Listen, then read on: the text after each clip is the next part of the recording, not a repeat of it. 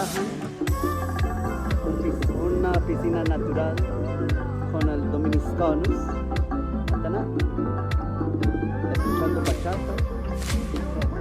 Y esta es una parte de la piscina. Por el otro lado el mar, y ahí mismo es donde se ubica la fosa de las Marianas.